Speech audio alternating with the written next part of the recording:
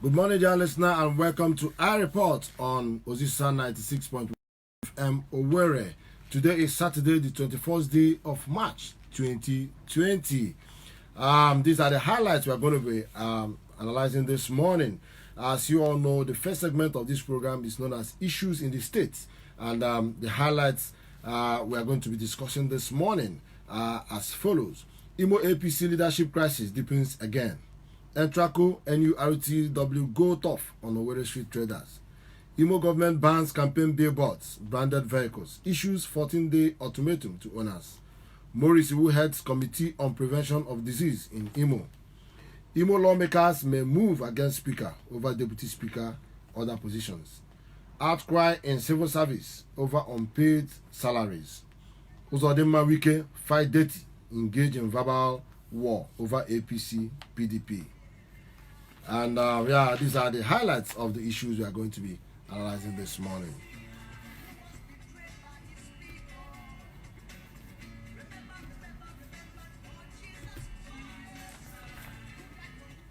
All right, with the first issue here, Imo APC leadership crisis deepens again. When Governor Hope Uzodinma was declared the governor of Imo State through the Supreme Court, most watchers or pundits over the APC crisis in Imo State felt that battle has come to an end, especially when the leader of one of the warring factions in that group, Uche Nwosu, led his faction to visit the governor and they pledged their support and loyalty.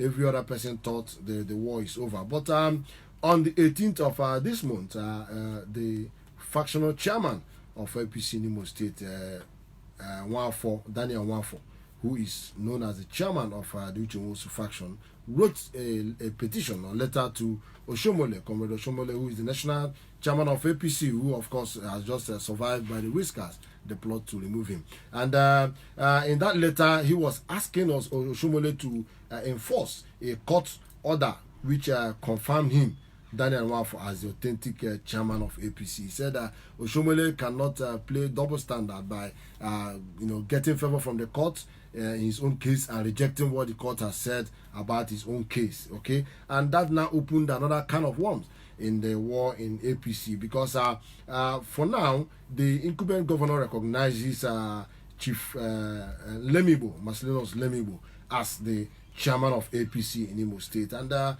now that Daniel Nwafo has come up again with his own claim over that seat, one says, is it that the center is not holding anymore? And some analysts are saying, probably it's a fallout of the nomination of appointees, commissioners, and SAs by the governor, probably because reports have it that the governor, nominated his core loyalists and did not, carry along any of the factions, either of the Ararumes or the Uche Nwosu's, in his appointment. So maybe they've now realized themselves and said, look, it may not just be as we thought, let's fight this time. But they should be aware this is not the era of political fight again. Imo has fought enough, so this time let us consolidate and build Imo again.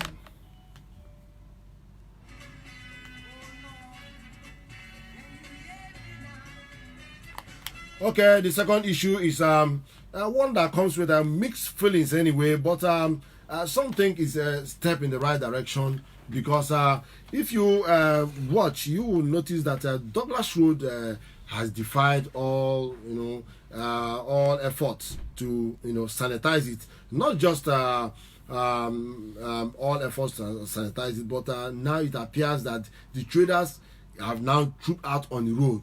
They prefer now to trade on the road. But some are saying, yeah, the traders are on the road because the government, the last government demolished the market and their stores and all that. So, nature abhors vacuum. So they have to, come out to the road and stay, And the new Entraco boss, McDonald Ebere, and the new NURTW boss, Comrade Izuchukwu Okebarambora, within the week, they had to move with their team to go and clear up Douglas Road and Mbise, road. I mean, those roads have become an eyesore. You know, Douglas Road and Mbise Road, and that's why personally I commend what they are doing. They need to clean up Douglas Road and Mbise Road, especially Mbise Road. You get to that junction, Mbise Road, everywhere has been taken over by, you know, hawkers, street traders, and all that, making that place very unsafe. You can't even drive through that place. So I commend what they are doing, but why I'm saying that this thing should be done with human face. Okay. We heard of stories of where items and goods and commodities were being destroyed, and some were seized and carried away and all that. But I thought the government ought to have first of all warned them, announced, and probably provide an alternative for them, so that if they don't hit to it, they cannot clamp down on them. The market at Alaba, you know, the government should be able to fix the road into that market, so that people can easily access the market. The rains are coming now. That road is impassable. I don't know how they are going to manage that road within this rainy season, you know. So the governor needs to do something about that road, so that the traders can come over to that place, and everybody will now relocate and know that that is where the market is, okay. But for now, this other place, they need to find a way, you know, to manage the situation so that it doesn't fall out of hand. But I think what the Entraco boss is doing is commendable. He needs to clean up the streets, you know, that especially Douglas Road and Mbise Road. That place needs to be cleaned up, okay. So we hope that they should be able to do that.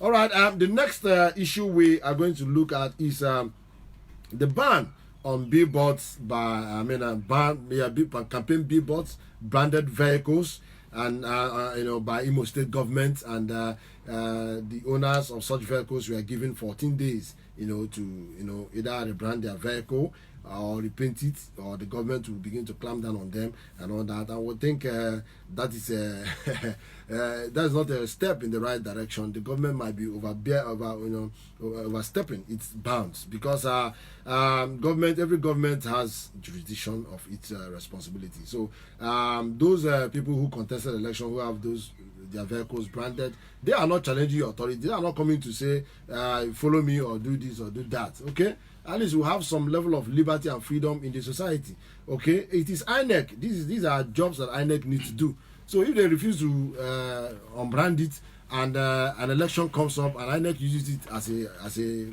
condition, you know, to disqualify them, so be it for them. But not government going to, you know, clamp down on them and say rebrand your vehicle. Do you know if they have the money? They may have spent all their money in the election, and they don't have money again to rebrand their vehicle. So I don't think that should be the priority of government now. Government should focus on more serious issues. The rains are coming.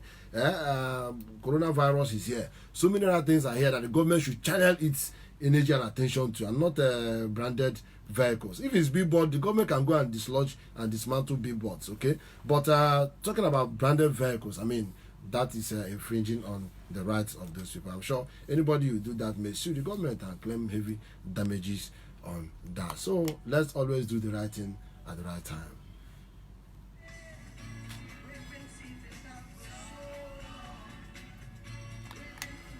Okay, it was a cheering news within the week when we heard that the government of Imo State has officially set up a 9-man task force committee on prevention of corona disease, the spread of corona disease in Imo State, and more so that committee is headed by a renowned pharmacologist, Professor Maurice Iwu.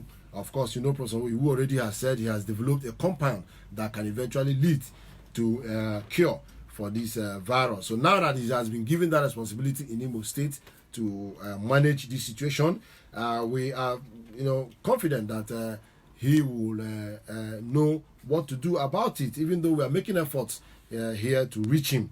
I'm making efforts to reach him so that I can have him here either on Monday, or let him call in on Monday to tell us some of the practical steps they are taking. But it's also heartwarming that the governor this morning made an announcement about you know, measures and steps that the state is taking to curb this the spread of this virus in Imo State. And we are appealing that Imo people should you know, be very, very adherent to what the medical experts are telling us to do, okay. Because I don't care what you must care. We are hearing about Lagos, hearing about abroad, and but when it comes here, my brother, there's nowhere to run to. So here that is safe now, let us work very hard to keep it safe, at least for us to survive. And those who are giving religious angle to it, and there's nothing wrong about religion, but then remember that even it is God also that created medical science. So heaven help those who help themselves. Let us help ourselves and ensure that corona does not ravage us.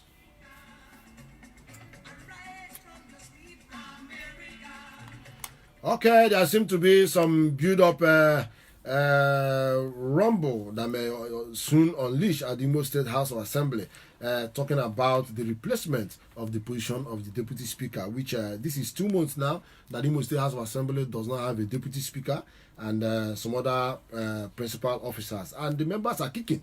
They are saying that the Speaker is not being honest with them in this issue, because by now the House ought to have had a Deputy Speaker. So, and they are saying that the Speaker is now sitting on including the allowances and the privileges of both the Speaker and the Deputy Speaker, and doesn't want to have a Deputy Speaker. And we think it's wrong. We think it's wrong. It should have taken the Speaker more than two weeks or 3 weeks to have a Deputy Speaker elected into the House, because the former Deputy Speaker, Right Honorable K. Onyekama, voluntarily resigned from that position because of the change of baton in the governorship position. He felt that the Deputy Speakership by the Imo zoning arrangement usually come from where the governor comes from, and he resigned and paved the way. And one wonders what is holding the Speaker from allowing a Deputy Speaker to be elected in the last 2 months, and it appears that the members to themselves are not too serious, because I don't think they're serious. If they're serious, they ought to have met the Speaker to do what he's supposed to do. But maybe they are waking up late, and they say it's better late than never. So maybe they're waking up now to ask questions, and the Speaker also need to sit up and be able to do things rightly. Okay, let things be done rightly.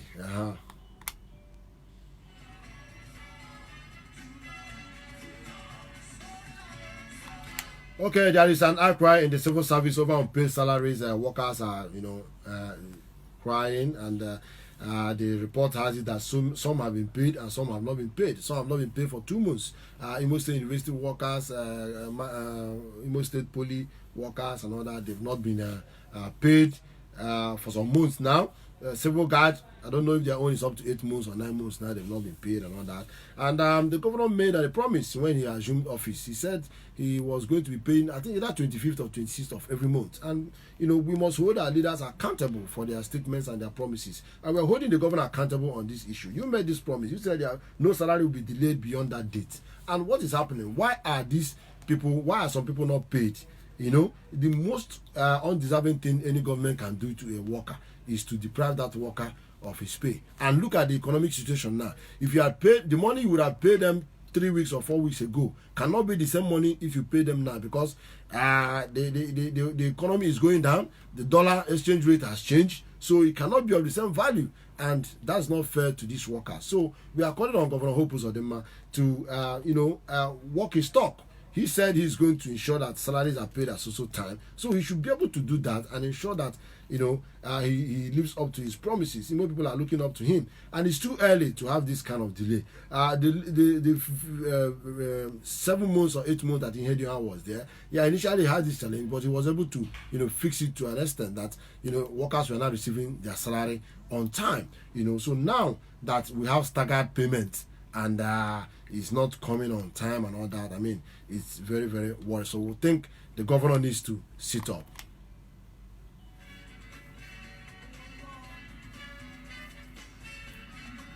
Okay, the last we're going to have is the war of words between Governor Hope Uzodinma and his counterpart in Rivers State, Governor Nyesom Wike, over the alleged the plot to remove the APC national chairman. Remember that Governor Hope Uzodinma fired the first shot, accusing Wike, the PDP, of being behind the plot to remove the APC chairman. And Wike fired back, representing PDP. They fired back and said maybe the governor is saying this because that was what he was used to do in PDP when he was in PDP, that the APC used him to oust the then PDP national chairman McCarthy, but that they were able to resist him and he failed. So That's why he is feeling now that somebody from another party is also doing his. And our governor, and also said that our governor should not provoke him so that he will not tell the world,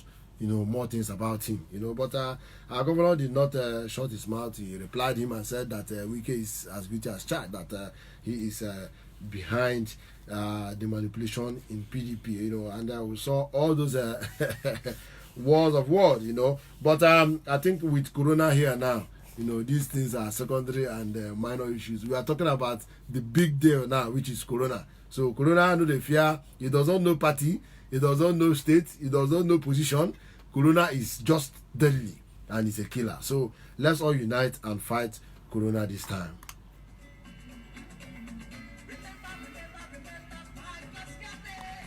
Okay, I'll be ending this session by giving a shout out to my friend High Chief Lolo, High Chief and Lolo Eberezurike, who is going to mark the birthday of their son tomorrow, Prince Ragnar SMD Ezurike. A big shout out and happy birthday to you. Congratulations to your parents. We pray that you're going to grow up and become a good child to your parents. I also give a shout out to the priest in my church, Reverend Father Kelechi Diala of St. Patrick's Parish, Obilibi.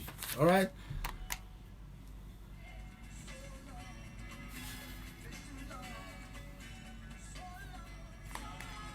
Okay, we are in the second segment of this program, which is the discussion aspect of the program, where we analyze political development and issues.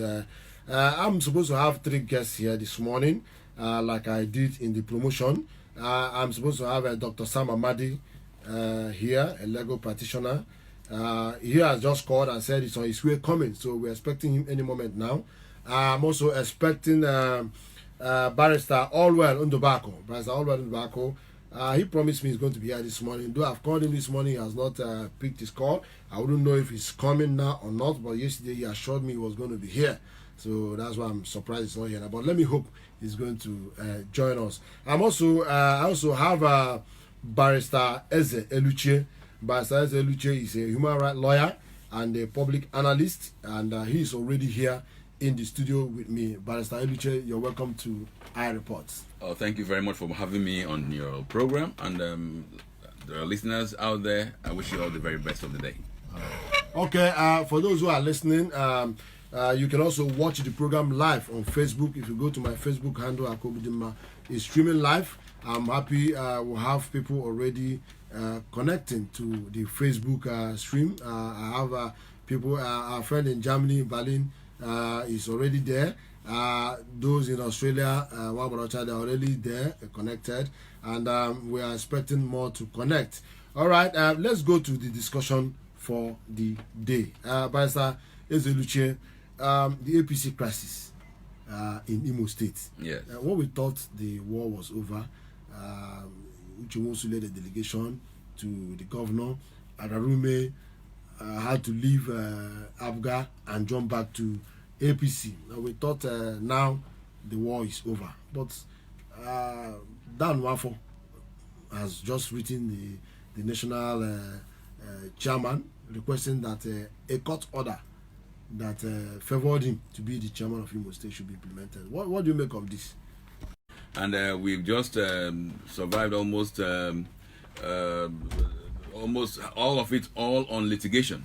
So the so-called distraction being posed by the APC should be stopped for now, because Imo is losing out in the long run. So I hope that if they feel that there's any court matter or court case that they got a judgment, the best thing is to get the court order to enforce judgments. There is a procedure for all this, and it should not affect governance in the state. And I hope it will not affect governance in the state, because more than almost a year after elections, we should be above partisan politics, and we should not be talking of good governance in Imo State. There is a governor on board, and all should try to focus on how we can ensure that this government is held accountable to the people and applies good governance. So I'll appeal to the members of the APC. So forget all this stuff and then sort it out at their own level, and don't get the state involved. It's your party affair, and you deal with it. Okay. While he was talking, like I did announce, Dr. Sam Amadi has just entered the studio. Remember, as we usually describe him, Dr. Sam Amadi is one of the best who have an intellectual intellectual endowment in this country now. And lucky enough, he's from Imo State. He's the former chairman of National Electricity Regulatory Commission, NEC, and he's also a human rights lawyer. I'm sure he was very active during the days of Ken Sarowiwa. One of the lawyers. And Gary Forum, yeah. Okay, Dr. Sam Amadi, you're welcome to our report. Thank you very much. Thanks. Okay. Before you came, we had marshaled out the issues we want to discuss this morning. But one of them is the APC crisis in Imo State. The chairman of the faction of Uchomosu during the APC crisis, Daniel Nwofo, has just written a letter to Adams Oshomole asking him to recognize him as the chairman of APC in Imo State against Marcellinus Nlemibo, who is on the side of Hope Uzodinma. And this, of course, happened after Uchomosu had gone to pledge support and loyalty to Governor Hope Uzodinma. So, how do you see the whole thing? Well, first, party crisis always affect governance because the party won the election, the governor is a party leader, and so if there is crisis in the party, if there's instability, if there's confusion as to the hierarchy of leadership, you will have weakened. In a way, it will impact on governance. So I think really, during the I was a keynote speaker at the retreat for the commissioners and aides, and on the buy side, I had conversation with some of the members. I think they all want to see this government succeed, their own government succeed, so that because if this government does well, all of them have a chance probably.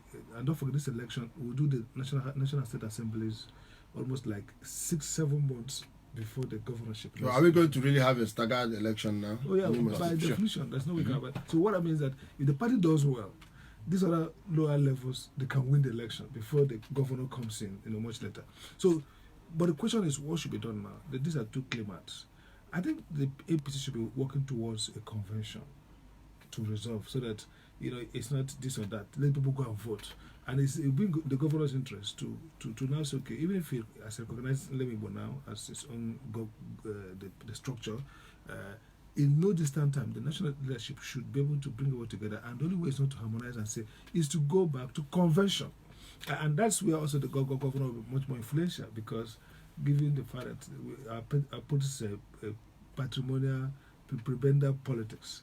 The person who is in a position, even if he gives nothing, who can potentially give something or withdraw something, has a compelling power. So I think if I was advising the governor, my advice would be like, look, you need first, Imo is in a state of disquiet. Imo is really wounded. Imo is hurting. And Imo feels that, okay, let's give this man a chance. Yeah, he's coming at the worst and the best time. The worst time is at the time when everything is shaped against you. Perception is against you. But the best time is that when people expect less from you. So whatever you do becomes great. So Hope Uzodinma has an opportunity now to shine, and people say, wow. Let's not forget that when Emeka came in, not everybody supported Emeka. Some people felt that, look, this is a conventional politician. But he started taking steps, and people say, wow. So that the same thing can happen to Governor Hope Uzodinma. His government can be acclaimed, he can do exceptionally well, but it starts with some degree of coherence and competence and stability in the party. And I think we shouldn't also be under illusion, because at the national level the party has crisis. So you would expect that the level of cohesion, the level of leadership that they expect from Adams is also weakened, because if a leader at the national level who ought to instill discipline at the sub-national level is himself almost like a gunner, but for the last minute maneuvering of people like Hope, Governor Hope and others. So Okay. but that's really a troubled situation for the new governor and the new government. Okay, but is there any, could there be any connection between what happened at the national level and what is playing out now? Because that letter made a reference, there's a reference in that letter. He said that Oshomole couldn't have gained or been favored by the court, and also refused to honor the court, that the court saved him, and that there is an order, of court, affirming him as the authentic chairman of APC. But if there's a court order, actually, what shouldn't the court order be obeyed? Of course, obeyed? just like the national leadership obeyed Adams Oshomole, the order in favor of hope, of Adam Oshomole. We expect that the state should also obey. It's the thing about Nigerian leadership and the rule of law is that they choose and pick. Rule of law is good. Even Adams himself didn't obey orders before he got his own. So I think the point is that if the court has ordered, then they should obey. If they don't obey, then the lawyers should also trigger committal order. They should go to court and say, look, this order should be obeyed. The crisis of Nigerian rule of law is that judges themselves are confusing. Sometimes these orders are flippant. Sometimes they even contradict themselves. Someone will go to Olu division and procure an order. Another person goes to Okigwe division, procure an order. Conflicting orders. But I think the way to resolve it is that Adams, as part of his reconciliation, should affirm discipline. The problem with APC or PDP is that oftentimes special interests overrides the logic of discipline. So, and these interests are temporal. So today, two of us may have the same interest. Then we overlook rule of law and process. Then when it will fall apart, then you will be crying about rule of law. So if you look at even in PDP, the McCarthy and Sheriff crisis, what led to Hope leaving the party with his group. Today, the crisis with Adams, if Adams had been flawed, if this reprieve, by the way, it's not yet over, this is a reprieve. If this reprieve didn't happen, maybe by today, there will be the swapping of position. So because obviously Adam is to support and that and the governor are strongly in the same camp. So it's unlikely that anybody opposed to the governor will be allowed to be the chairman. Look at Edo. Governors determine their territory. It started from PDP. I remember when we started the new PDP, we wanted to dislodge that. I said to Jonathan, we should create a party that is not dependent on the governors, that the president should be able to create a party that is, but too much power has been given to governors right from the time of Obasanjo, and so it's difficult for anybody to wrestle party leadership away from the governor. Okay, Barrister Eluche, let me ask you now, because both of you are senior lawyers, and let me ask you now, this we'll go a bit away from the issue in discussion to now look at our legal, how would you call it, our legal system in Nigeria. He just made a reference that you can, some of these lawyers, they shop for judgments, you rush here, get this. And people have been shouting this for how many years now? People have been, complaining about Nigerian judiciary. Why is it difficult to have a reform in Nigerian judicial system so that this could be curbed, or to institute some form of checks into this kind of actions? Well, the reality is that the Nigerian judicial system is not distinct from the Nigerian society. For several decades, we've noticed abysmal decay in the legislative and executive arms, and for those number of decades, the judiciary has held strong, has been very firm, and has tried to balance the equation. But there was no direct effort to try to correct the rot.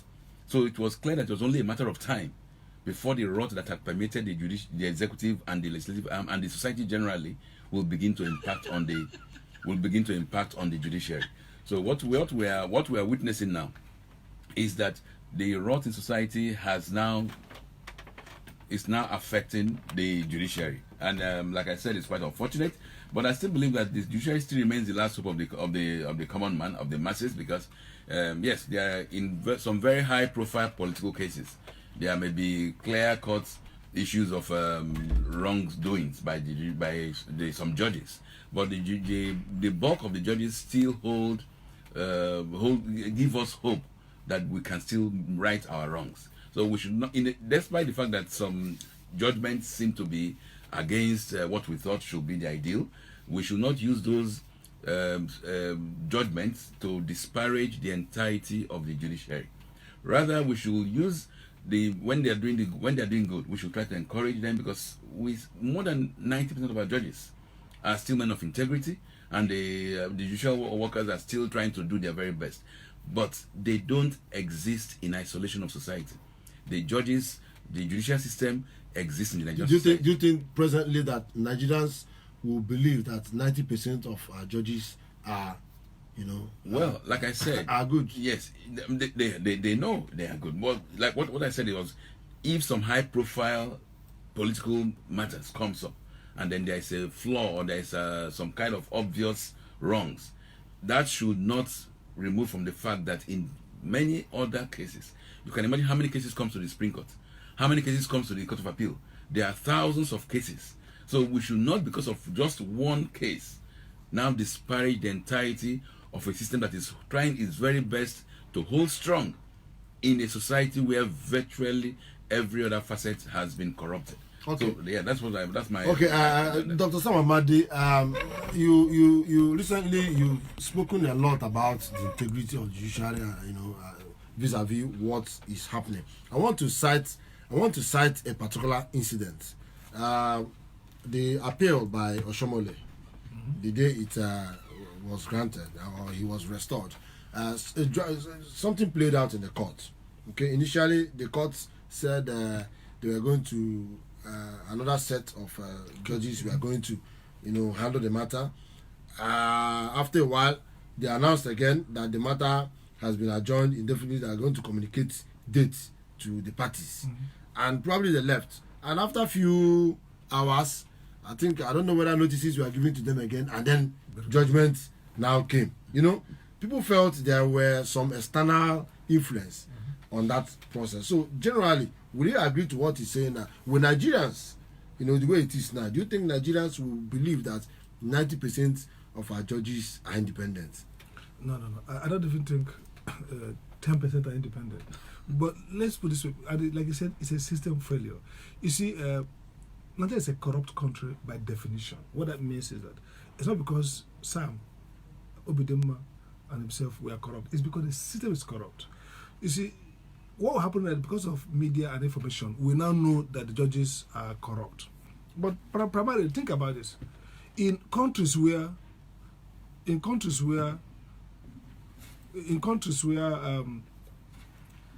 there's no interference with judiciary, nobody knows how cases are fixed. Nobody knows who fixes the cases. So everything is standardized. You just come, your case is mentioned, you move it. But in Nigeria, that's like the point he made. Admissions to universities are controlled because we are what they call a particularistic state, which means where decisions are made according to who is involved. Most non-corrupt countries are countries that are called meritocratic universalism, where that means anybody who earns something earns it on merit. Nobody knows who you are. So we have chiefs, look at the South, look at international institutions. So what that means is that judges are under the control of some influenced persons. Okay, look at what happened. Look at Sanusi's case. Sanusi got arrested, banished. In one day, his case was filed, heard, fundamental right, judgment given, executed. He was flying back to. Now, Owerri, look at other human rights activists. You have been arrested. When your lawyer files a fundamental right, which by nature should be urgent, the judge will put it for 2 weeks, assuming that 2 weeks in detention is nothing. But one day, not even detention, in where he can lead prayers, was deemed too much that the judge had to intervene. Which means, apart from politicians, our legal system is subject to being captured by the powerful, whether it's in terms of financial powerfulness or political powerfulness. So anybody who says we have an independent judiciary is just trying to, make lawyers feel happy. We don't have anything called independent. Independent judiciary, you can't have it in a society that is responsive to influence, where people don't know their role of that you don't want to call ethics of a public office. If as a broadcaster, as a journalist, your ethics is ethics of balancing. So you look for the facts and balance it and be truthful. As a medical doctor, you have an ethics to your patient, to treat them with the utmost care and not allow anybody to come and bribe you to kill them. Yeah, save life. Save life. If you're a lawyer, you have an ethics to your client and ethics to the court. If you're a judge, if you're a governor, there are certain things. Look at the way our public officers behave and talk, and there's no accountability. So our society is a society that is inherently corrupt. Corrupt not because of stealing money, corrupt because it's not based on the ethics of universalism, of treating everybody equal. So the issue of Adams, how can a court mismanage that optics? You come today, you said matter adjourned indefinitely. Then in the afternoon, you came back, I had the same matter. So and then enter judgment. What will you tell anybody? It's clear that somebody up there made a call. it's clear that somebody, because the court should have been, any better court would have known, sat in chamber and said, this matter, we can't take it. And we can't, we can't. They wouldn't have stopped it. They wouldn't have said we won't take it because of any circumstance. It would have been because it's the way the law requires, the justice requires. It's okay, we won't take this case. By the way, why would you schedule a case and come and say you won't take it again? And then later so just like the same Imo and PDP or APC case in Imo governorship. The same mismanagement of optics. You have a date set for a case, then suddenly somebody's sick. So even if nothing happened, the law says justice should be done and sin to be done. So sin, that optics is critical. You should manage the process that people sit home and say, oh, well, that's the judgment. Not that you sit home and say, who made the call? People conjure all kinds of things. So I think that the judiciary has thoroughly damaged its reputation and it needs to quickly ramp it up. Okay, this is I Report on Ozisa 96.1 FM Owerri. I'm sure you are enjoying the discussion. I have here with me Dr. Sam Amadi and Barrister Sam Amadi and Barrister Eze Eluchie here. 2 lawyers. We are supposed to have 3 lawyers, but one is not here now. And the phone lines are open now. You can join the discussion. The number to call is 080-322-53415. 080-322-53415 and 070-826-41625. 070-826-41625. When you call us, please try and lower the volume on your radio and don't use abusive words. Don't use abusive words. Don't insult anybody when you call us. Okay. Let's go over to another issue, which is the Entraco and NURTW clearing some streets in Owerri, especially Douglas and Mbise Road. Dr. Sam Amadi and Barrister Eluchie, unfortunately, both of you are not residents in Owerri, and it appears to, I don't know whether you have a good, but anybody in Owerri driving in Owerri knows that Douglas and Mbise Road is now has been taken over by hawkers, street seller traders and hawkers. The last government of Rochas, it defied all. Let me take this call now. Hello. Please lower the volume on radio. Sorry, I have to cut you off. When you are calling us, please lower the volume on your radio or you stay away from your radio. We are getting a call back here. Please, when you're calling, lower the volume on your radio. All right. The Entraco boss, Magdalena Debere, and the NURTW boss, both of them were on a joint mission yesterday, and they were clearing that, but it didn't go without complaints. Some people complain, some traders complain that their goods were confiscated. Some say their goods were thrown away and all that. As much as we commend them, but shouldn't there have been a warning and probably an alternative? I think this is an issue I can really deal with because I've done a lot of work. We've done so much work dealing with both Morocco. Several urban renewal is always a crisis because of 3 factors. You see, the urgency is in public interest to clear some of this, to renew the urban area in terms of environment, in terms of maybe shanties that need to be cleared because they also pose danger to public health. But the crisis is, how do you go about it? You have to balance 2 interests. The public interest in terms of a safe... Okay, Doc, let me take this call before you go. Hello. Hello. Good morning. Your name and where you're calling from? Good morning. I'm calling from Owerri. Okay, speak up please so that I can hear you well. Sorry, we lost him. Okay. Do call back. You can use more of 070-826-41625. Use more of 070-826-41625. Okay. I think we're having issue with the other line. Okay. Doc, continue with what you're saying. So you discover that you have to. The part of the public policy we should teach leaders is process. Okay. The call is hello. Good morning. Please lower the volume on your radio. Lower the volume on your radio, please. Hello? Yes, your name and where you're calling from. Hello? Oh, we lost him. Okay. So, you have to first engage the people, give them notice.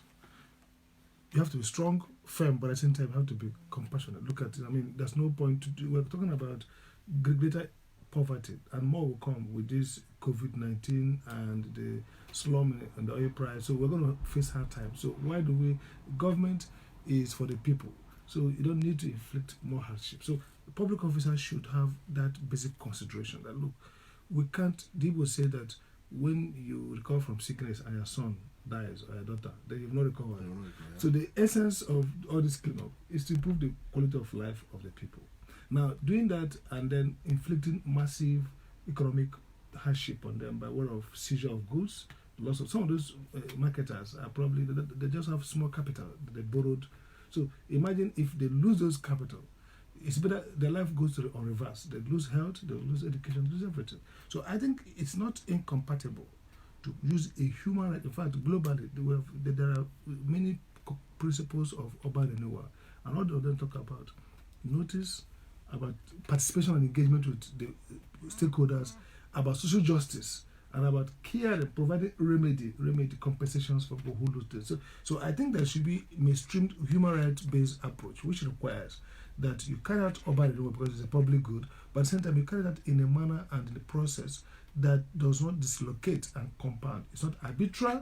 It doesn't give public officials opportunity now to throw tantrum and confiscate and destroy things that are not necessary. You can execute this task, clean up Owerri, without doing minimal damage to livelihood, to people's rights, because people have a right to those goods, and this can trigger complicated litigation and therefore delay government intervention. Okay, by Saluche, what's your view on this? Because during the Rocha Okorocha administration, we got to a point where some it was alleged that some talks were brought into Owerri from certain communities to come and chase people around, harass people, and we actually saw violence at that time, and then after that, when that government left and the government of India came in, before that government stabilized, it was like Douglas Ariwe was overrun by hoodlums. People were in broad daylight robbing people and beating people and all that.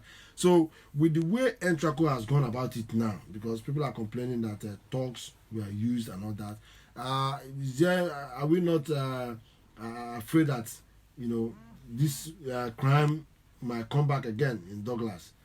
Well, like Dr. Made just said now, what we are seeing shows a disconnect between the governor, between those in charge of administration and the people. Because if we are all working in sync, we are working towards the same direction, the people themselves will not want to clog up the streets. Because if the streets are clogged up, their market will not even move well. So it's just to have a balance. I mean, the government itself has to reach out to these people, reach out to their unions, discuss with them, and then arrive at a proper framework so that it will be a win-win situation. So I only hope that the new government will put on its thinking cap and realize that it has to reach out to these people and that we are all in this together. Because the government will only succeed when the people succeed. There is no way the government can claim success if the people of the state are in penury or have been thrown out of their markets or their livelihoods. The way you can gauge what has happened in society or what impact of a government is in the well-being and welfare of the people.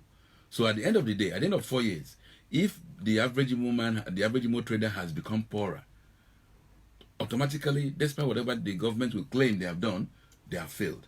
So once there is that realization that the people's success is that of the government, I'm sure the kind of brigandage or approaches using hooligans, using thugs, like you said, to dislodge traders will not be the ideal.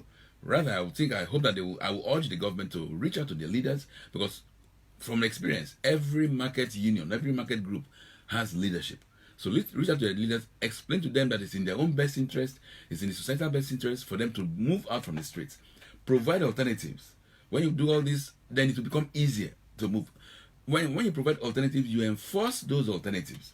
Because the problem that has repeatedly occurred is that when traders are asked to move from a particular location which they think is choice, and the bulk majority of them move, there will be a few who will remain on that same spot and perhaps making more profit than where they were first asked to move. So if the government enforces the alternative they provide or they offer these traders, I'm sure things will go on well, and not they should avoid actually using the brigandage approach. Okay, there is a related issue to this.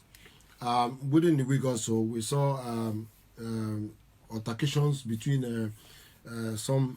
I'm not very sure they are Intraco workers, but they are some kind of government task force, and we observed there were, lots of fisticuffs and altercation between them and commercial bus drivers, the ones they call bus emo.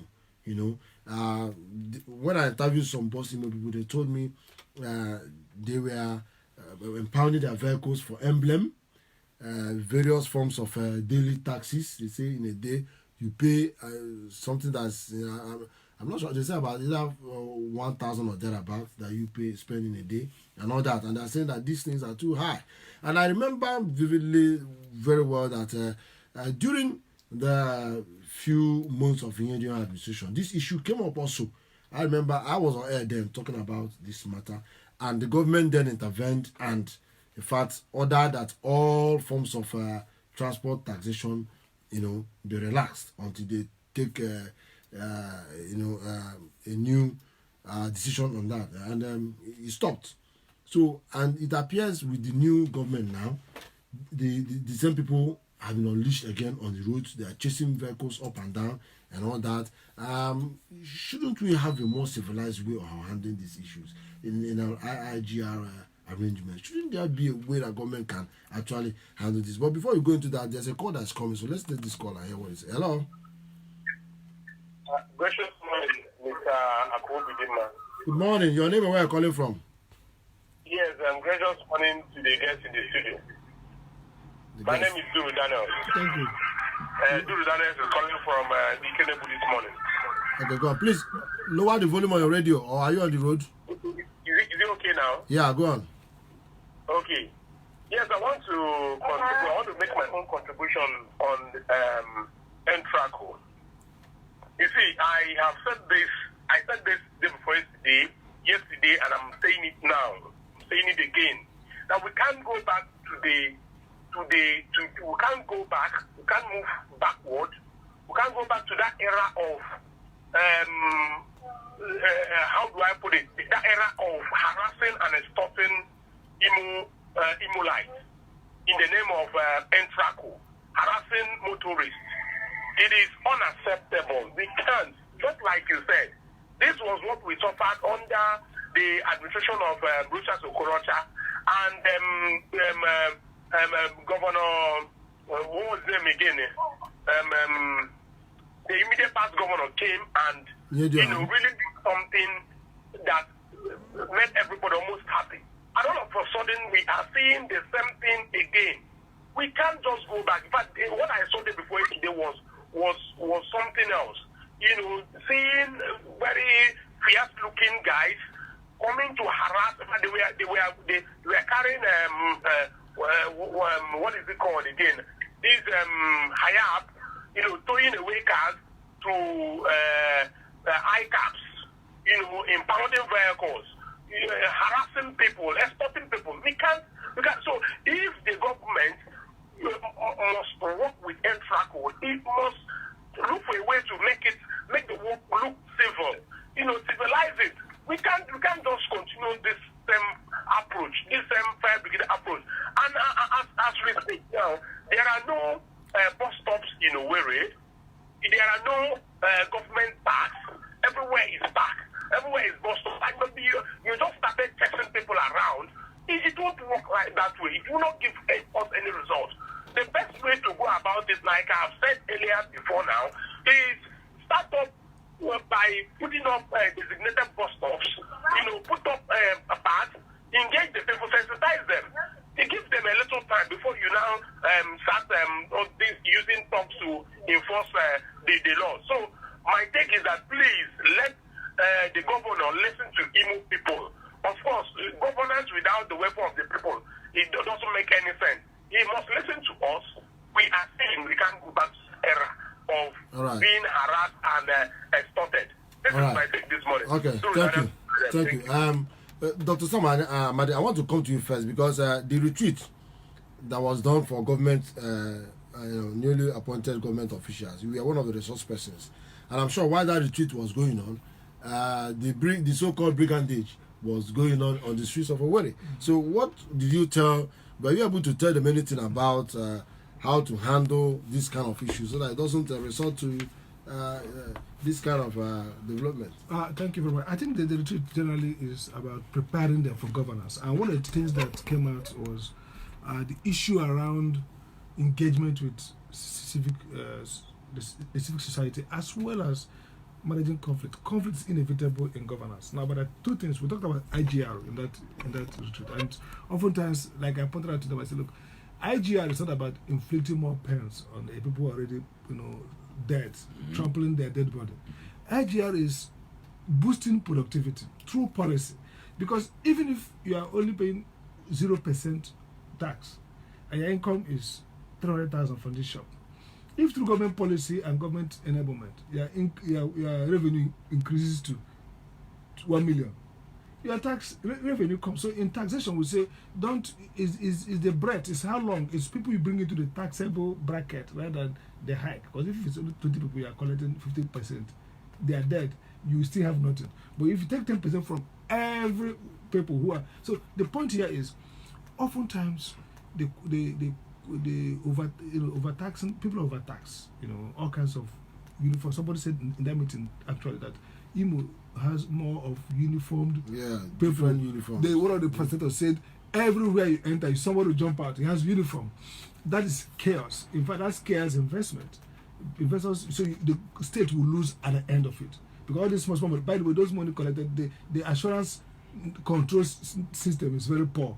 That even 10-20% may not get to the state coffer. So, in essence, you are creating brigandage, you are giving money to arboros who will misuse it, and you are taking money away from real businessmen who can use it to create money. So, what should the state do? The state needs to standardize its tax policy, number one. Two, the state should look more into getting in grants, investments, rather than hoping that these poor, unemployed, barely managing commercial guys, truck drivers, bus drivers will fund the state. So I think the state government realize that, and that's what I tell them. There's a lot of way you can create money, boost the economy of this country, and the most important is again, this is important. The way people see government is only about disrupting their life. They don't see government as helping organize them. Let's take, for example, why can't government officials be on the streets talking about this coronavirus, talking to businessmen, teaching them about savings, investment, why they should be banked? Many of them may still not have banking, So when they see government as part of helping them get better, then when government now come and say, look, this is what we want to do this task. This is what we'll do for you. We'll help you organize. We'll keep this place organized. We'll keep it clean. We'll keep it safer. We want to put fire, facilities around about it so that if now outbreak, you will lose nothing. People are reasonable. They will see a more government presence and they will see need for a matching support. Take Lagos, for example. Lagos has big IGR, but Lagos government is visible more than most state governments. So the trick is for this government to be more visible, not visible as confronting people and exploiting them or disrupting their business, scattering their things like readers. It's more visible in helping them, presence. And I spoke at that meeting on that they should develop good relationship with NGOs, because this is a connected economy now. The world is connected. I talked about moving from government to governance. In governance, it's about rules and engagement, interaction. So don't say because you're in power, few people with cell phone can disrupt you.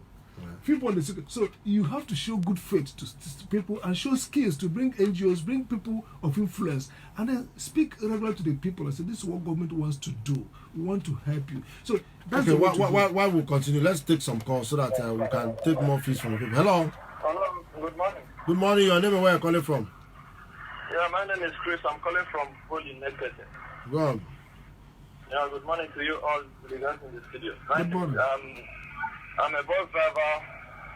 I want to talk about all this Entraco, the way they are treating us is very, very unfair.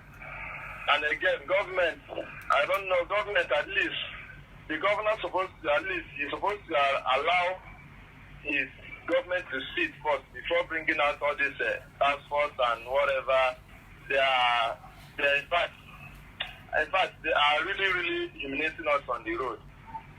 Okay, come for instance now, and this emblem of a thing. At least now we are hearing that there is fake and there is original.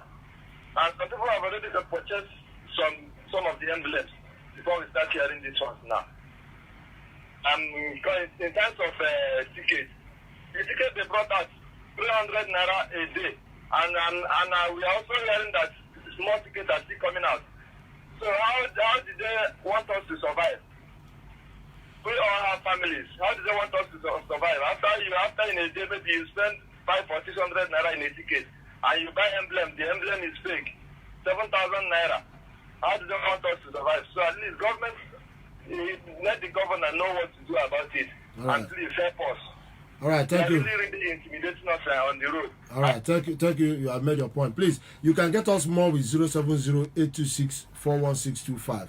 070-826-41625. That's the number you get us more with. The other line is not very true right now. Okay, let's take this corner. Hello. Hello. Yeah, good morning. Your name and where you're calling from? Okay, I'm Mother from Collins, calling from Concord Road. Go on. My brother, I thank you. I thank you very much. And the presenter, the people that they are with him here. My reaction is based on the traders. The traders in Owerri has no place. As I'm talking to you now, they are all here and there, no place. And for the government to do well, like as we had before, that the government of Nigeria is trying to organize the traders. We don't have a market. We have traders now. We have market here and there. There's no organized market.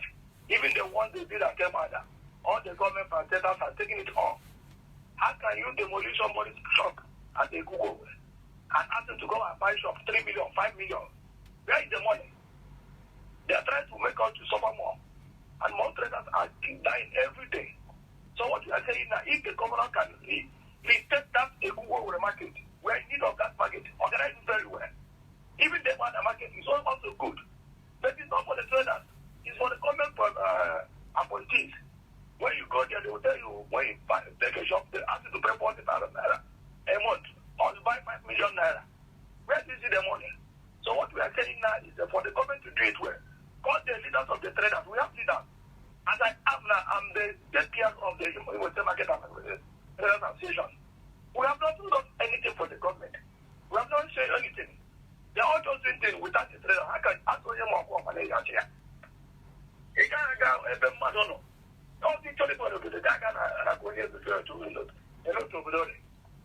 so what we are saying now is that let the government partner with the traders, let us organize them.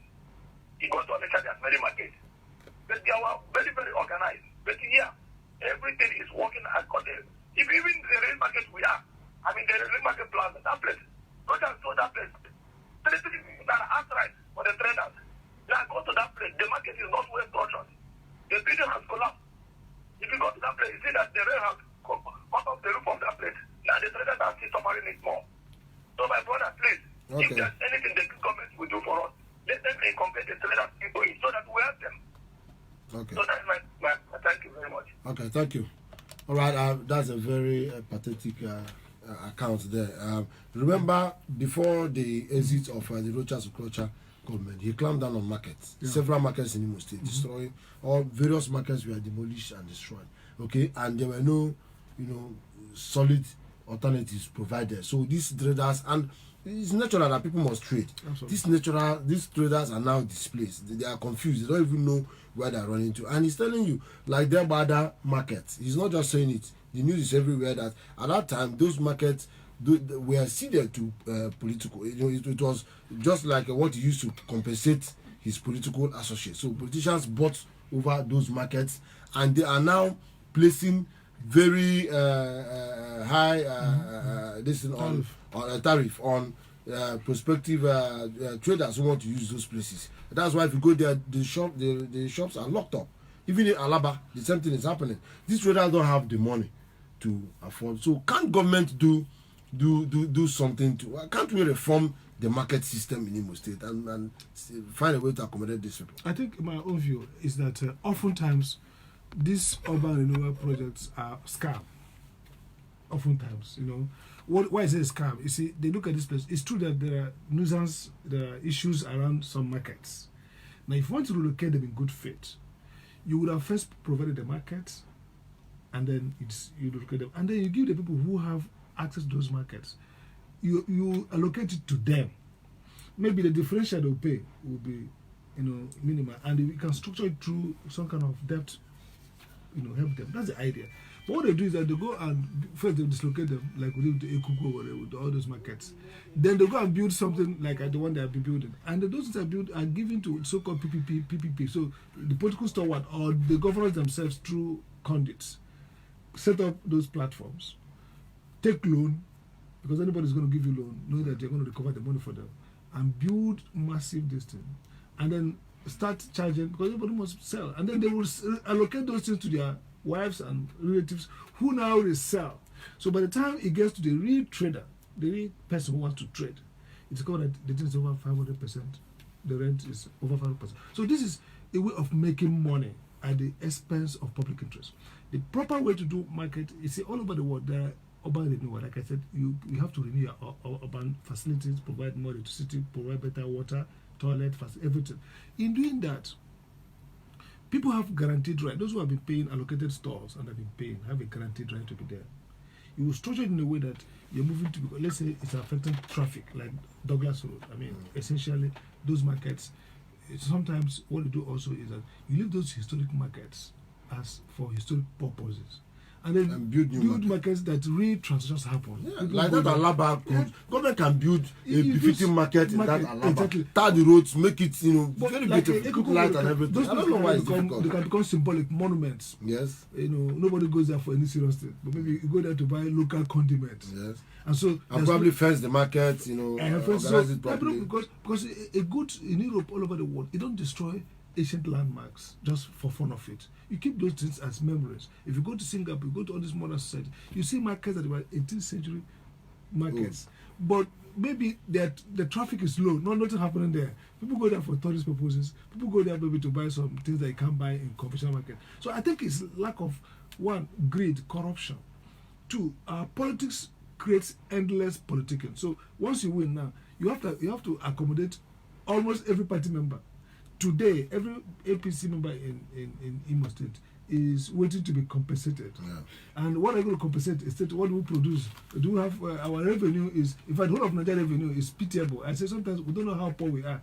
If today that is shut down global as we are working to, where will government get the money? People say stay at home. What will they eat? Mm-hmm. But abroad now, the big hands are releasing trillions of dollars into the economy. I say, look, we're going to give you check. The mailing check to people, you stay at home, check is arriving. You get that £1,000 given to you or $1,000 given to you. But so we are just a poor country, and then our people are endlessly in a quest to asset strip, take over everything, and in doing that they inflict more. If the people just want to be left alone, if you can't improve the condition of the ordinary people, leave them alone. Why do we have to take their market from them and then ask them to come and pay debt, money that is like they used to bury 4 or 5 relatives and marry 4 or 5 wives? You ask them to go and pay it for a store, and then they have no we have to get credit to buy goods for the shop. Yeah. That's okay. Terrible. Barrister Eluche, what do you have to say on this?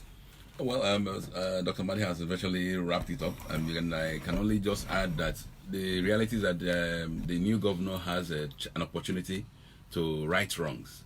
For several years since the arrival of this democratic dispensation, Imo State has had it very rough. Our people have suffered through and are still suffering. So it will be very, very unfortunate if tax forces, Entraco, or whatsoever name they are called, are now unleashed on these people on our people who are already undergoing a lot of excruciating pain. So what I will advise the new government with regards to this market is ensure that whatever allocations are made, markets must be open, must be stocked. So if anybody has paid for markets and is hoarding it, the government has the right to revoke such allocations and ensure that it is now reallocated through the marketing associations. such that the government must be willing to enforce the relocation orders. Like if you look at the Avo area, for instance, where they're supposed to have the mechanics, market stalls are empty there, but lands have been seized for people. So why can't you force all spare part dealers, all mechanics to move to that area and get the place alive? You still have mechanics loitering around various parts of the city, messing up the place. So it is for the government to not just make this allocation. But do you think proper feasibility studies were done to know whether that place will be very viable for that kind of market? Good. Or The or government just done for the sake of it? good. The government of Rocha Sokoto was quite punitive. I mean, it seized lands and it's erected stalls at times just to punish people.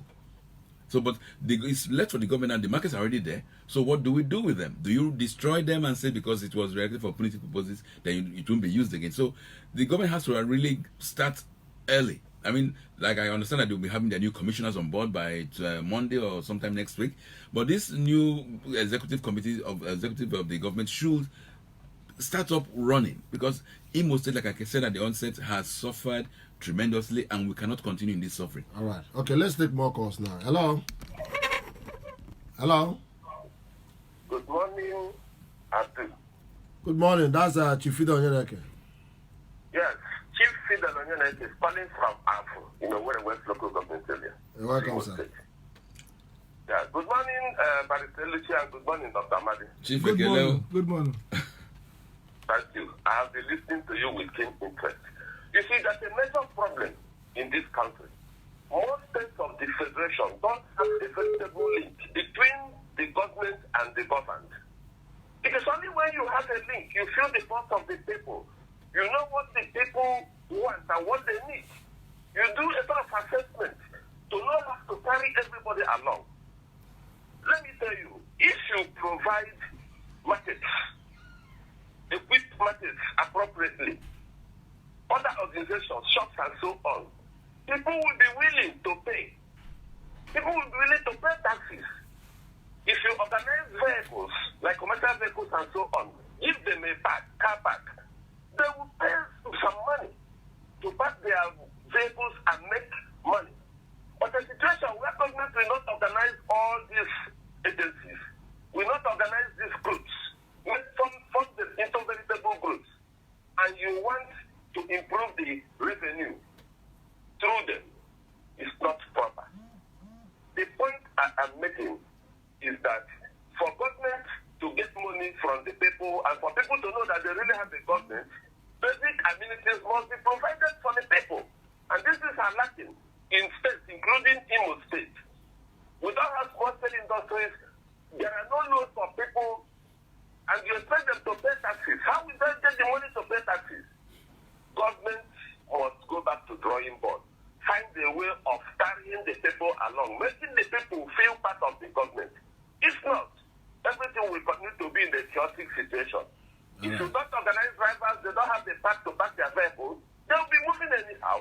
And of course, what it means is that anybody can do anything he or she likes. And above all, before I stop, let's try to ensure that the people who are genuine are those that are working for Entraco.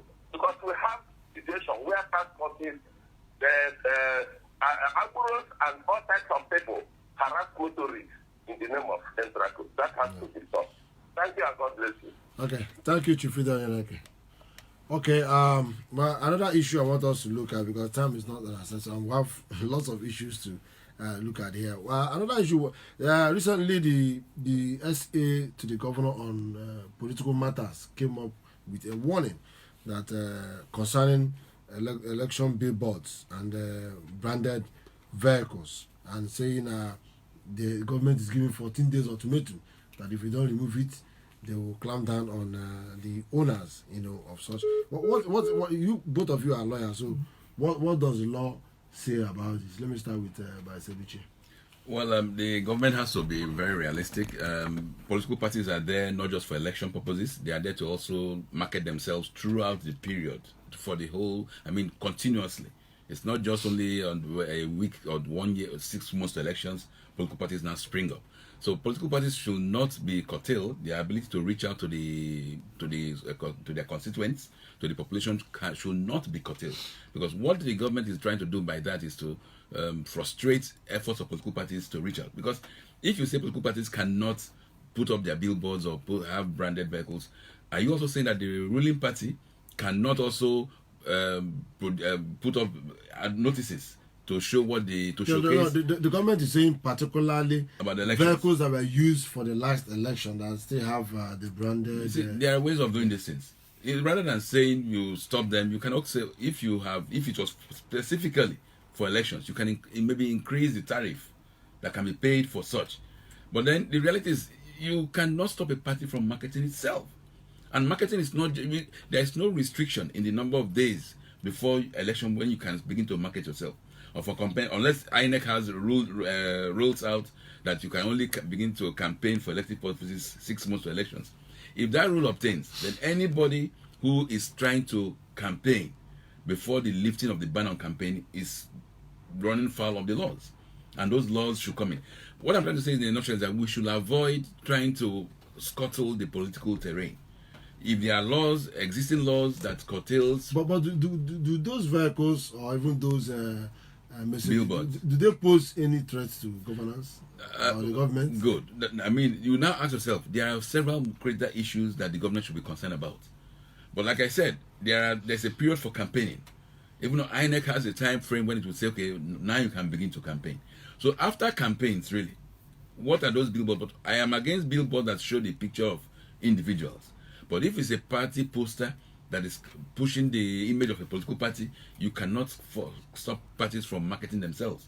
But if it is for an individual who is campaigning for an office of Senate, member of the House, or whatever office, and those all elections have been done and concluded, it is actually illegal for such people to be continue with those billboards after elections, and when INEC or the ISEC has not lifted a ban on campaigns, because there's always a time frame when you can begin to campaign. It's not an endless.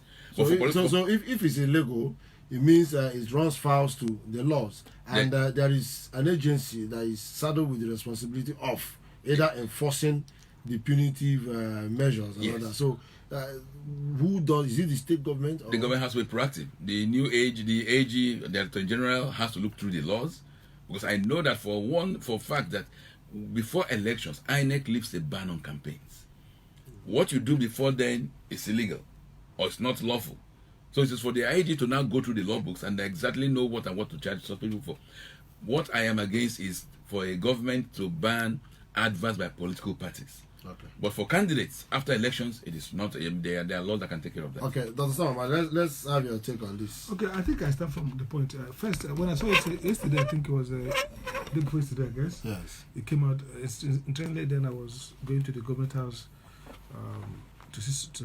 when I got a hint of it. First, they signed it. Who signed it was wrong. I don't think the political advisor to the governor should sign it. Mm-hmm. It now becomes as if it's a political statement. That's right. Now, the first should have been, there are two issues. The government has a secretary. No, apart from that, there are agents like Entraco, for example. If it's an environmental issue, for example, if it's some of these billboards, you can argue that they're littered.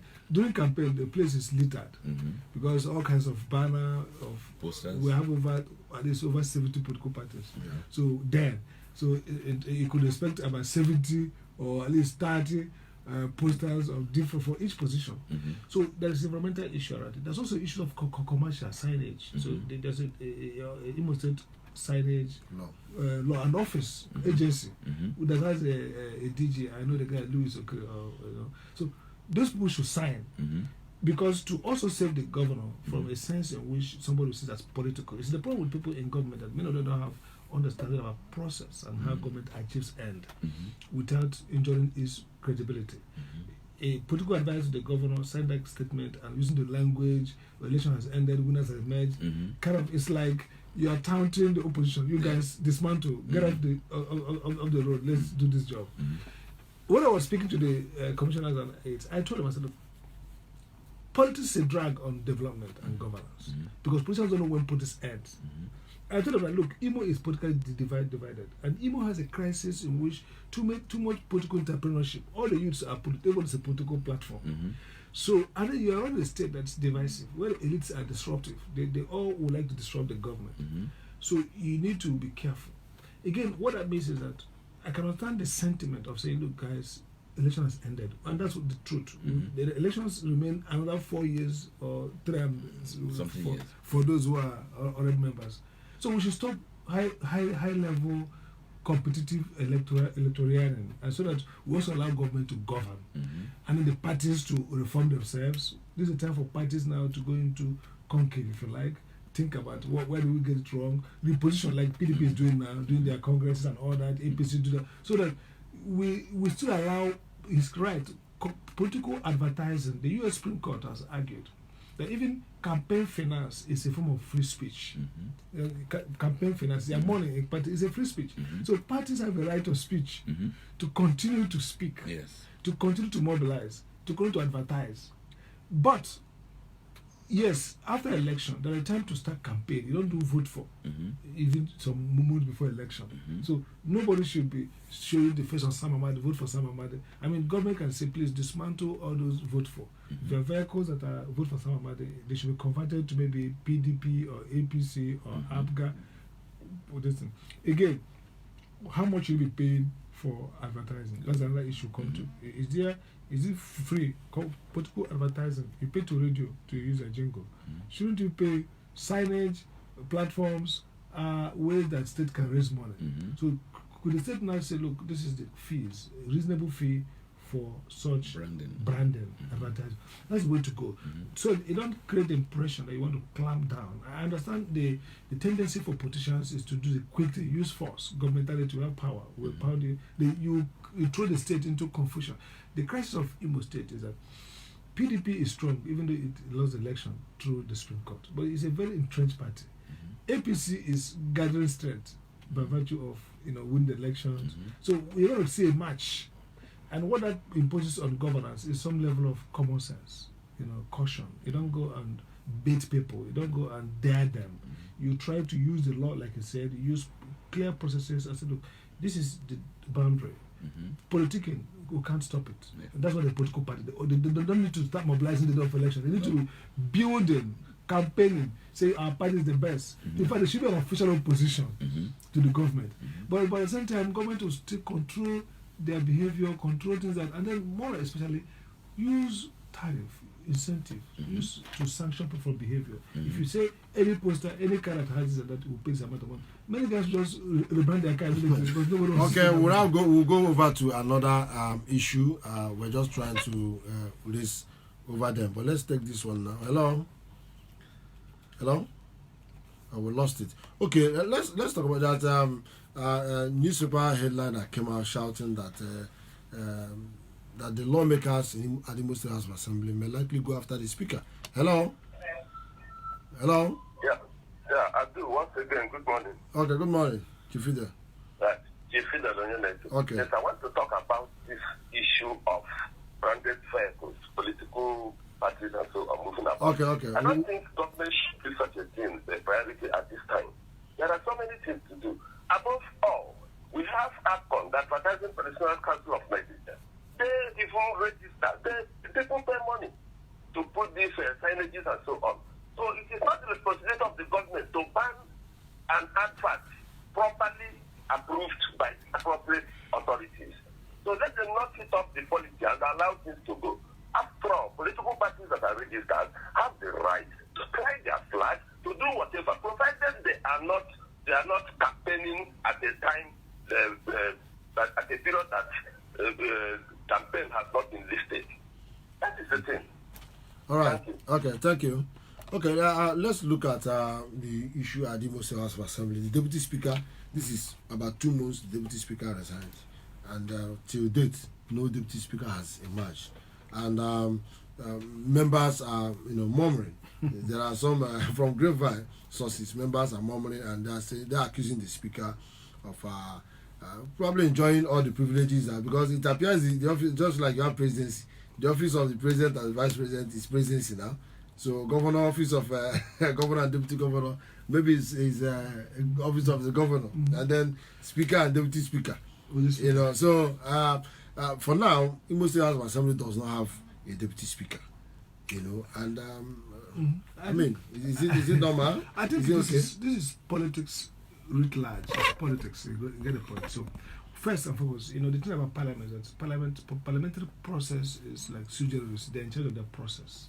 So no court can even impose on them to do that. If you go to court, if you're not an honorable member, except the honorable member go to court, perhaps say his privilege is kind of violated, but a court will be reluctant to deal with the procedure, but those procedures are covered under prerogatives, meaning that the legislature is the one who ought to take care of itself. Now, the question is, it's a number game. It's about members. They're there. There's a vacancy.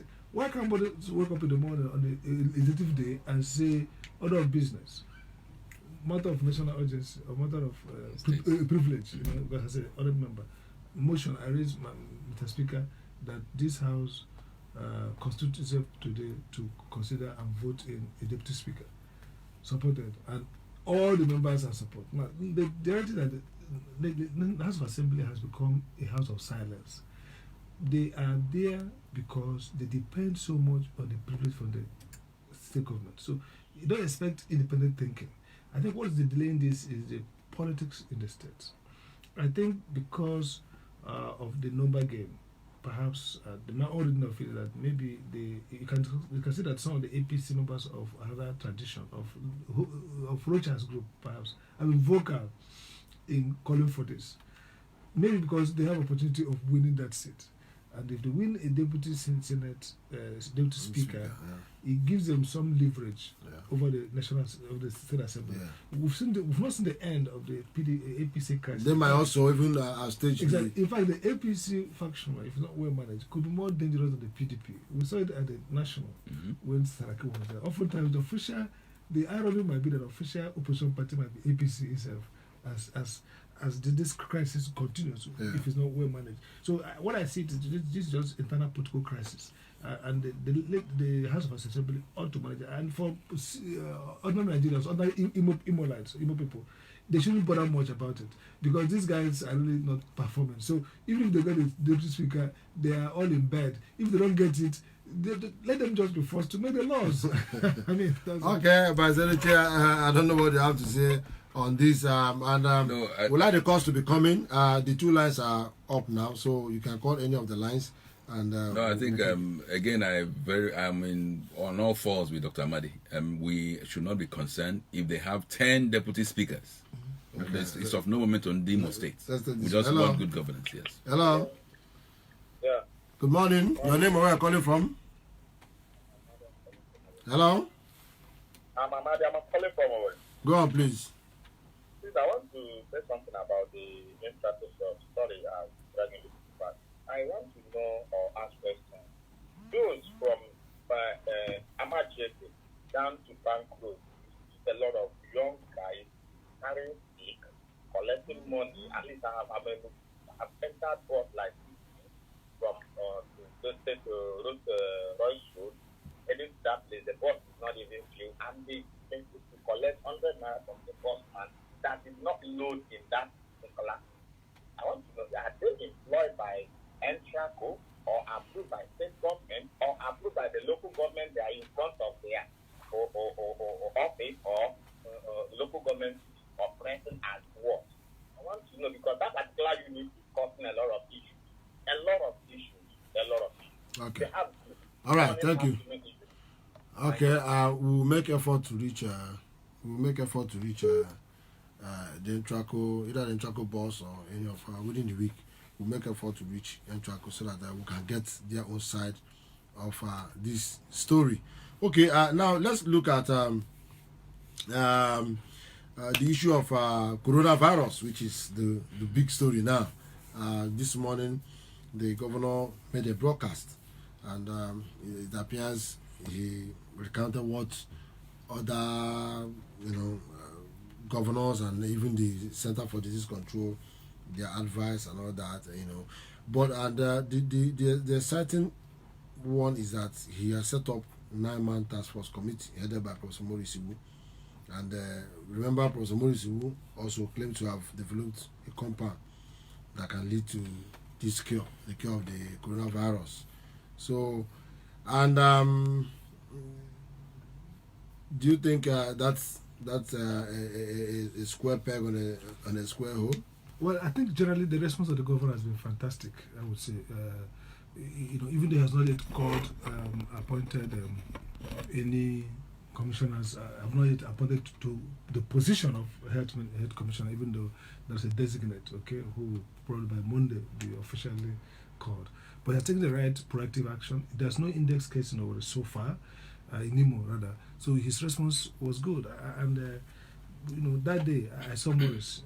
I was with Morris the day, a few hours before they were inaugurated, and he told me also that they're about to be inaugurated. And Morris, who by the way is a world-class pharmacologist, he didn't create. He told me this is not a cure. He says he has created drugs for treatment, and those drugs have been now verified in the US. So his claim is not is correct. Just like today, chloroquine is not like a vaccine.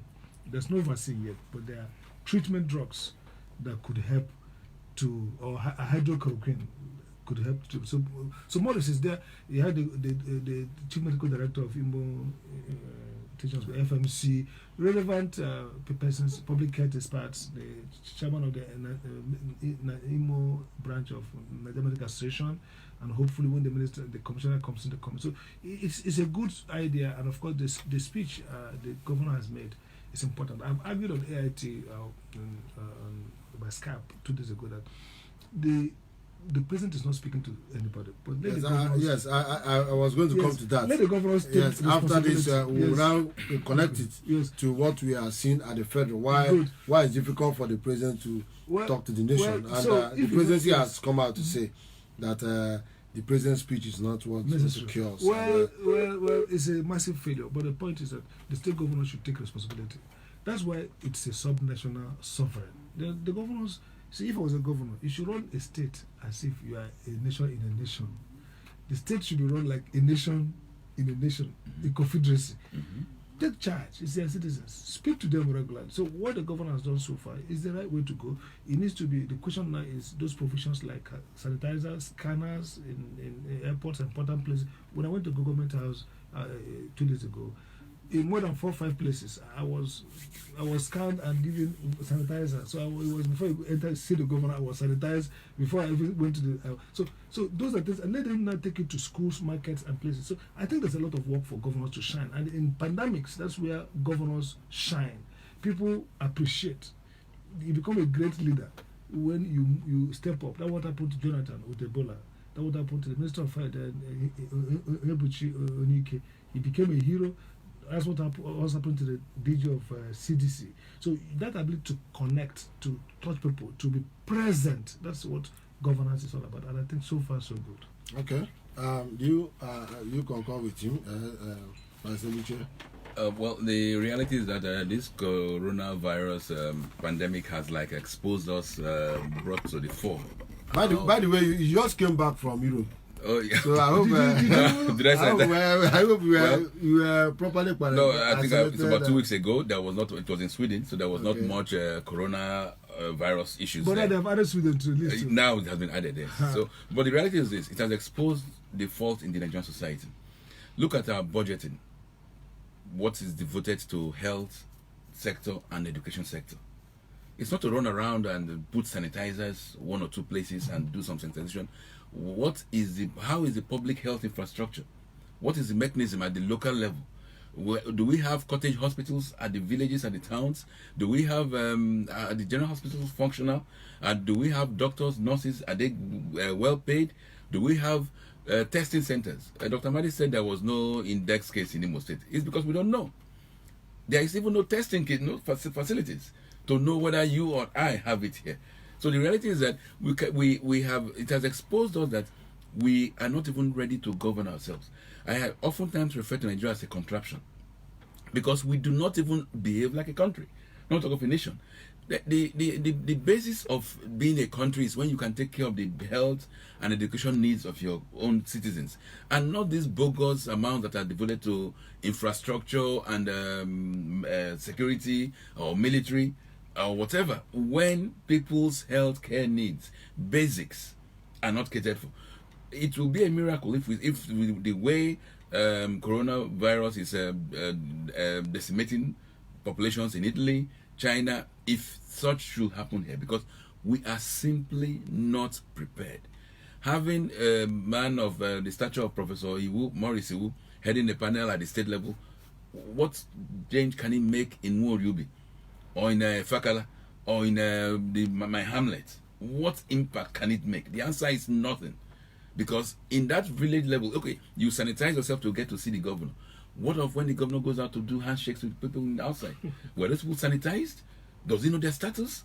So we should forget this issue of thinking that it is only when we do plastic cosmetic efforts at the central level that we address this problem. We must have a grassroots focused approach to healthcare and education.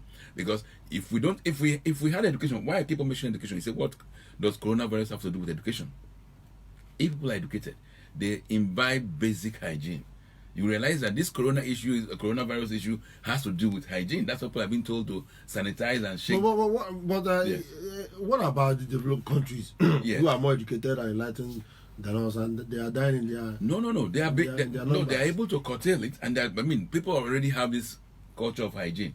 In our own society, why are they dying? That's the question. No, in our own society, you see a man, he will urinate, he will sneeze, then he'll extend that same hand to you for handshake. And you are obliged by culture and norms to shake that same hand. So we have to, education and all those stuff helps to mitigate the impact. We agree, they are dying. That's what I'm saying. If, as it is, we get hit by this coronavirus, I doubt our society as we know it will survive it.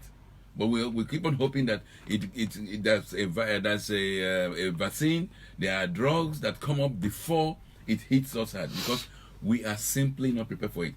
Bringing a man of stature of Dr. Professor Iwu may only belittle him, because he has all the intellect, he has all the expertise, but Professor Maurice Iwu in Owerri does not impact what coronavirus can do in various hamlets and villages, and that is where the problem lies. All right. Yeah, I think I'll just say, look, I agree with you, but the point is that the thing about this virus should be made like as if it's magic. What we need, like the basic sanitation issues, you will need to activate public local address system, the town criers, the town unions. Let people change some aspect of their behavior. That's important. I think what Iwudem are doing is to coordinate government response. If we are lucky, if we stop movements like airports, it's likely that we will not see an index case, because this is not a homegrown disease. This disease... But remember, one of the Nigerians who died, who was infected, they said has no record of foreign travel. No, all the people that have so far, I don't think... No, yesterday the commissioner, the Lagos State Commissioner, where he was announcing the 4 new cases. One of the young man, one of them but has no record of travel. Has no record of contact with someone that's traveled. That's the right. point. So what I'm saying, you have record of contact with me now. yes. So the point I'm making. But I know I pray that you are free. So the point I'm making, if we control border, Yes.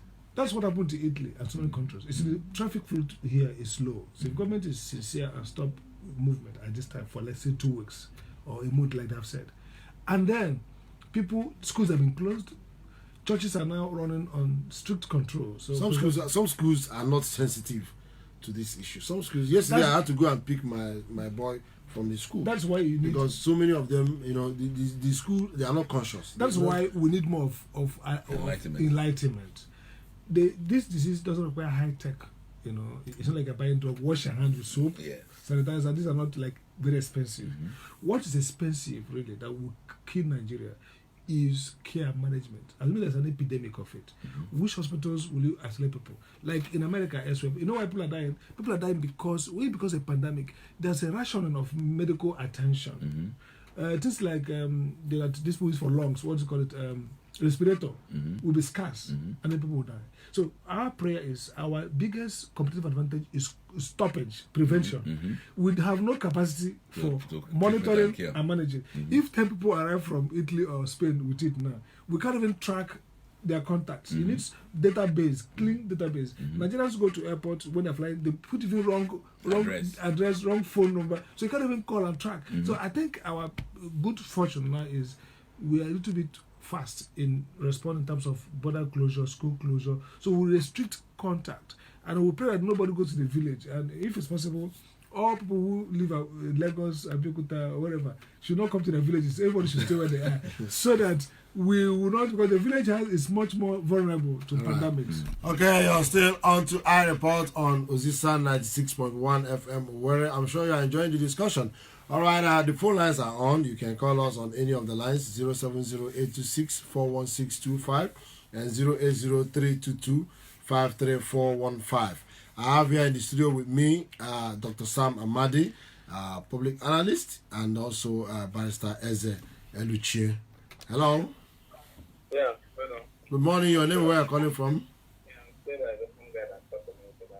Hello. I said, can you hear me? Speak up, please, so that we can hear you. I said I'm still the same guy that called some minutes ago. I'm Adi from Owerri. I want to say something about this topic now. Go on. Please, I thank the barrister that arrived in Nigeria from Sweden. I love his contribution. Professor Iwu is in Owerri and is not impacting in our people in the village. One. But secondly, I want to add, our state government is supposed to mention or say something about closing schools now. We have not even experienced any 1 or 2 cases of coronavirus or COVID-19. Is it when we now announce, or when they announce 1 or 2, that we start running to close? Like Tarek said that he just picked his son yesterday from school. By this time, school is supposed to be closed. Now, we now focus on market like a corn and other. Know how we can conjure those areas so that there will not be much issues whenever, not when we now discover 1 or 2, everybody will be running. Please, I'm suggesting and also pleading that you people should also talk to them. Let the schools be closed. Yes, the good news, the good news, my brother, the good news is that this morning the governor has ordered all schools closed this morning.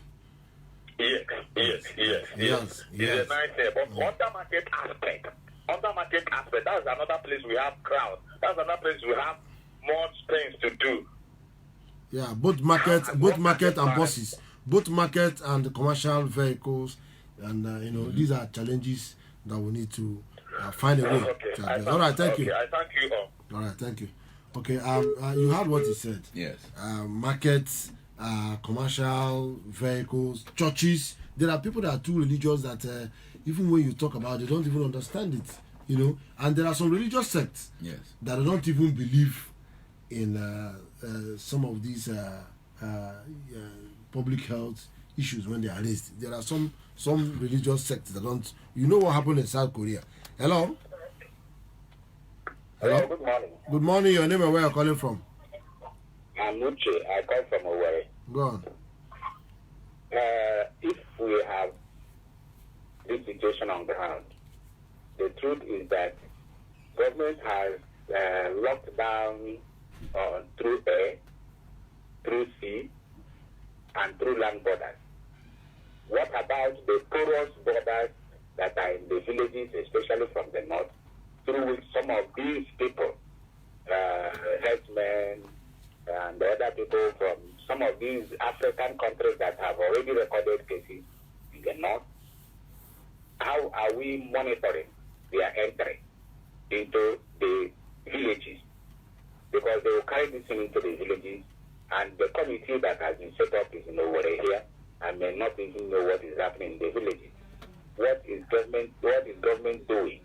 Trying to use, I suggest they try to use various means of communication in the villages to enlighten the people in the villages through the local government, the communities, and so on and so forth. Thank you very much. Okay. Thank you. Unfortunately, we don't have a doctor here, but at least we'll try to use our common sense. Let me just chip in on that. You see, what this coronavirus has taught us is that we should learn to invest in our own country. The president, Muhammadu Buhari, is fond of always traveling out of the country for medical reasons. But as it is now, no country, no European or North American country will even accept him or welcome him. So the doctor that just came back, yes, is has to quarantine. Isolation. Yes, so if as a Nigerian you have taken away billions of naira and you banked it somewhere in London or Switzerland or whatever, they're not going to take you in now. They will not allow you to come in. They will insist first on having their citizens. So you've seen the foolishness of stealing from your own country and going to bank abroad. We only hope that this will also teach us that we should learn to invest in our own health sector and try to upgrade our system. Even if you're a Dantata or a Dangote, and you cannot go into America now because they only allow their own citizens. So we hope that this will teach us a lesson that even when we say we are corrupt or we are stealing from the country, we should try and steal and invest in our own country. I mean, don't take this money out because at the end of the day, you are going to be stuck in this country. Not that we should start still. Yes. We should invest. But no, I'm saying that because stealing has gone into the blood. Yes, they should try to invest in this country. I mean, because at the end of the day, when something like this happens, you're not going to go anywhere. If you have so much money stuck outside, you are going to be treated by the health facilities we have. From the economic angle. Yes. Okay. Now it appears nations are closing their borders now. Good. Okay. And then you have to deal with what you have. What you have, yes. Do we have enough to carry us? Assuming, look, I mean, Americans are saying it may last up to 18 months. Like what I assure you, we are a resilient people. When it comes to that, when it comes to push, we will find our own local means of getting over it. We don't have to go through the protocols of research and survey or whatever, but I assure you that when it comes to like people are dying left, right, and center, the Igbo man will find a cure for this issue. But Nigeria has not tried to harness the ingenuity and the creativity of their own people. We're always in a rush to go outside and bring in and import whatever trash that has been researched or developed over there. But when push comes to shove, I assure you, we will realize, people like Morsiu are still here. I mean, things that we have people that can actually get the solution to this, but we are still hoping to get contracts to go and import it from somewhere else. So when that kind of time comes, we will overcome. Okay, I have no doubt about that. Doc, on the economic aspect of the corona, some countries are creating palliatives and trying to cushion the effect of the economic impact on their citizens. Now in Nigeria, the federal government has first talked about they have reduced the price of PMS, and then but we are finding it difficult for the marketers to adjust to it. Well, okay? They are still selling at 145, and so when it gets worse and gets bad, and government wants to apply some other or more palliatives, do you think it will work? I think we might suffer more from the economic impacts, the indirect impacts of coronavirus than the coronavirus itself. The West are suffering today the coronavirus more. People are dying, people are devastated in Europe and America, but we are a little bit like unconcerned. But no matter what happens, whether the coronavirus hits us or not, and we pray it does not hit us much, we're going to be devastated by the economic impact. So how is it so? First, we have the largest collection of COVID-19 has not even started hitting home. The IMF has not yet said we are in a depression, but predictably, if the containment strategies don't work in the next 2 weeks, that the countries in the world are open up for business. China returns back to its manufacturing activity, therefore consume more oil. Americans are back to work. Then it will be terrible for us. So the CBN has come in with about 1 trillion support. Let's take this call while you. Hello. Hello. Good morning, sir. Good morning. Your name? Where are you calling from? My name is Udochukwu. I'm calling from Fisherland. 1 minute. Oh, we lost him. Okay. But that's grossly inadequate.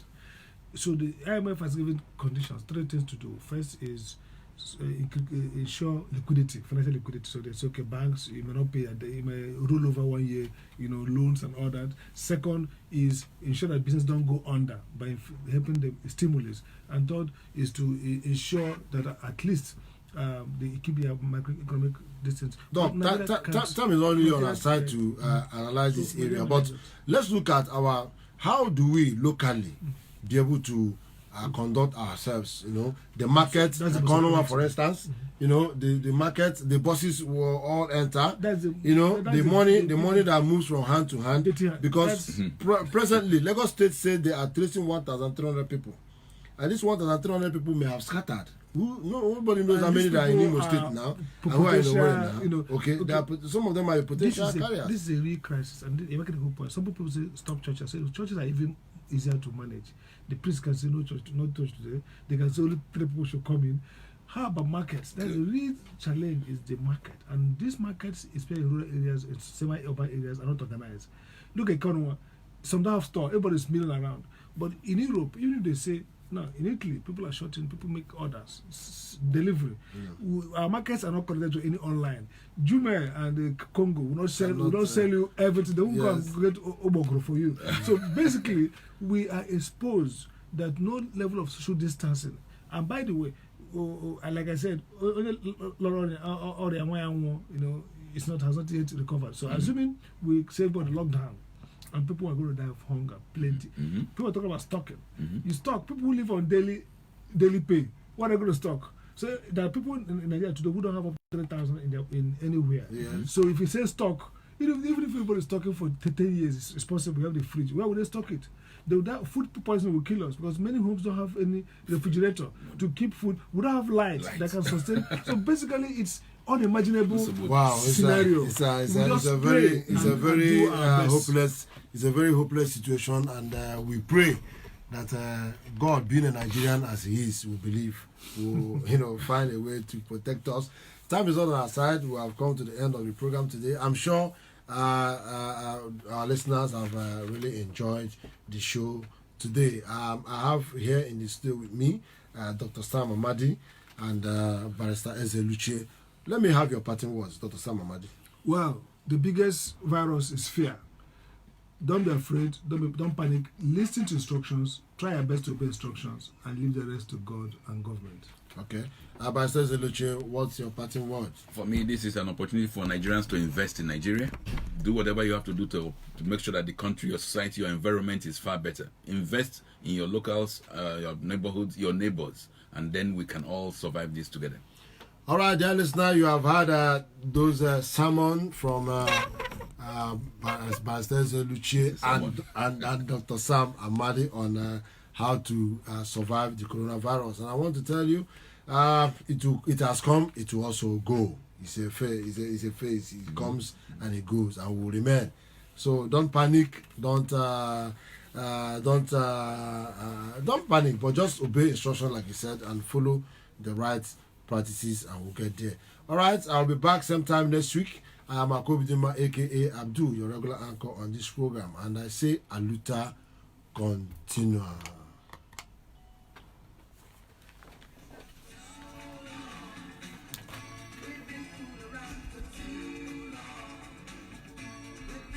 Only God knows what the Japanese saw.